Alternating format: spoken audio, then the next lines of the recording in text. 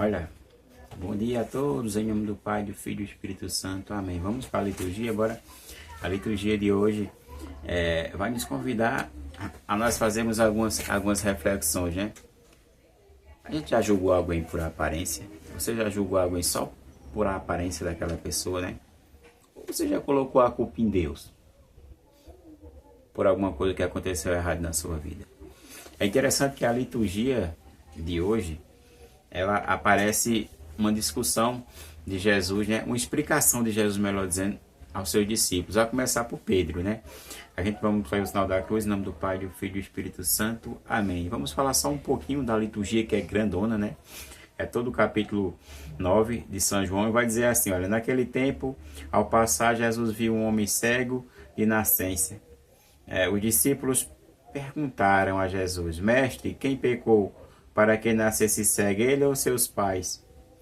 Jesus respondeu, nem ele nem seus pais pecaram, mas isso serve para que a obra de Deus se manifeste nele. É interessante aqui, porque Jesus ele sai do templo para evitar as confusões. É interessante, Jesus ele dá uma lição para nós, né? Que quando a coisa está ruim, é melhor a gente sair de determinadas situações para deixar as coisas apaziguarem mais, né? Os fariseus odiosos querendo posso dizer assim, matar Jesus, né? Jesus sai e observa aquele cego, mas Jesus não vai até o cego e cura logo o cego. Jesus vai esperar a atenção dos discípulos. E quem vai sair à frente para perguntar? Sempre São Pedro, né? São Pedro vai perguntar algo que dentro do contexto judaico acontecia. E eu explico para vocês o porquê. Os judeus, eles atribuíam, quando as pessoas nasciam deficientes, o pecado ou para aquela pessoa em específica que nasceu daquela maneira, ou dos dois, do pai e da mãe. Consequentemente, por causa do pecado, e eles entendiam assim, a criança nascia cega, era penalizada por causa do pecado da mãe e do pai. Eles atribuíam essas duas situações. Jesus vai deixar bem claro aqui, não foi os pais que pecaram, não foi ele, mas para que se manifestasse a glória de Deus naquela família.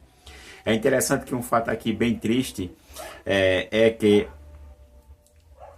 as pessoas naquela época, quando nasciam, porque você se pergunta quando vocês lerem ou quando vocês ouvirem, se Deus quiser, na missa hoje, esse evangelho, por que o cego estava mendigando? Por que os pais não acolheram na sua casa e não cuidaram dele? É interessante. Por que foi abandonado? Porque para os pais também era motivo de vergonha. Porque dentro da cultura judaica, os pais viam o cego, né, o seu filho cego, e acabavam, para eles, tinham que tirar da sua frente, porque era uma vergonha. Todos os que olhavam e atribuíam o pecado, a causa daquela cegueira, aos dois, ao pai e à mãe. E eles se sentiam envergonhados e eles preferiam desprezar o filho. E olha só, e ele ficou cego, né, melhor dizendo, e ele ficou abandonado e cego. E ele ia naturalmente pedir esmolas. E Jesus chega até essas pessoas. É interessante, né? Jesus ele nunca abandona ninguém. Ele observa e vai até o cego, né? E aqui a gente vê uma ação de Jesus muito forte. E essa ação, você que vai estar na missa, você vai prestar atenção. Ele vai usar a matéria. Ele vai usar a saliva. Ele vai usar o pó da terra. Para mostrar o quê? Para mostrar que com Jesus o homem vai ter uma renovação. Aquele que pecou, né? No começo da criação, acaba que ele vai ser renovado, né? Ele agora com Cristo, ele vai ser renovado e o próprio Deus vai trazer de novo a vida àquele homem que estava cego por causa do pecado e agora vai tirar daquela cegueira.